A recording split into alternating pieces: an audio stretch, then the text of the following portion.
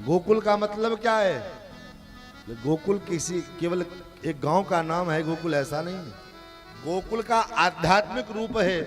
गो अर्थात इंद्रिय, और इंद्रियों का जो समूह है, कुल माने समूह, तो इंद्रियों का समूह क्या है? इंद्रियों का समूह, ये मानव शरीर ही इंद्रियों का समूह है, क्योंकि कई इंद्रियों मिलकर के ये शरीर बनता है। 5 ज्ञान इंद्रिय, 5 कर्म इंद्रिय, तो इंद्रियों का जो ये समूह है वही गोकुल ये शरीर है। और उसमें नंद भवन क्या है? बोले नंद भवन है हृदय, हमारा हृदय ही नंद भवन है। और उसमें यशोदा जी कौन है? बोले बुद्धि। और नंद कौन है? बोले जीवात्मा। नंद जीवात्मा है, यशोदा बुद्धि है, और नंद भवन बोले हमारा हृदय है। जब बुद्धि के द्वारा, जैसे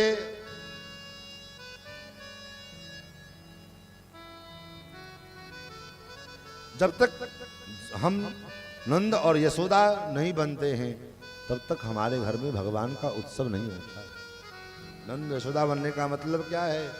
तो नंद यशोदा बनने का तात्पर्य यह है कि आपको नंद यशोदा के रूप में थोड़ी लेना, रूप थोड़ी, मतलब यह है कि यशोदा का तात्पर्य, यशोदा माने बुद्धि, और बुद्धि के द्वारा जब तक हम अपने बुद्धि के बल द्वारा जो है दूसरे को यश नहीं प्रदान करेंगे। यशोदा का अर्थ होता है यशः ददाति यशोदा, जो अपने बुद्धि के द्वारा दूसरे को यश प्रदान करे वो यशोदा है। और नंद का मतलब है जो अपने व्यवहार के द्वारा मनसा वाचा कर्मणा, मन से वचन से कर्म से दूसरे को आनंद प्रदान करे, वो नंद है। और जैसा जिस दिन ये स्थिति बन जाएगी उस दिन भगवान को खोजना नहीं पड़ेगा। भगवान को आपको खोजते खोजते हमें आपको घर में निश्चित रूप से भगवान अवतार ले। लेकिन हम करते क्या? ठीक उल्टा, काम बन गया तो यश अपने ऊपर ले लिया, बिगड़ गया तो दूसरे के ऊपर थोप दिया।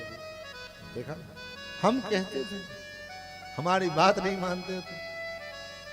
मैंने पहले ही कहा था ये ऐसा मत करो, बिगड़ जाएगा। मामला बिगड़ गया ना, हमारी बात तो सुनते ही नहीं। तो ये स्वभाव हमारा, ये प्रवृत्ति हमारी है। लेकिन वहीं पर में यशोदा जी क्या करती है? बोले यशोदा जी हमेशा दूसरों को यश प्रदान करती है। यही होना चाहिए। आप यश जब लेने की बात आवे तो अपने आप को आगे कर लीजिए। हाँ, वो मेरा हो सकता, मेरा अपराध है, इसमें मैं क्षमा चाहता हूँ, क्या आपत्ति? लेकिन जब बात अपयश की आती है तो हम दूसरे के मस्तक मढ़ देते हैं, और यश लेने की जब बात आती है तो स्वयं आगे हो जाते हैं। और आनंद देना तो दूर, किसी को हम प्रसन्न भी नहीं रख पाते। आनंद तो बहुत दूर की बात है। हम केवल लोगों को प्रसन्न रख लें वो भी हमसे नहीं हो पाता।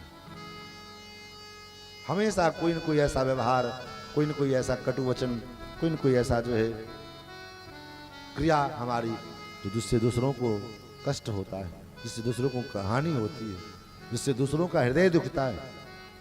तो ऐसी स्थिति में हम भगवान को प्राप्त करना चाहेंगे तो कैसे काम बनेगा, कैसे प्राप्त होगा?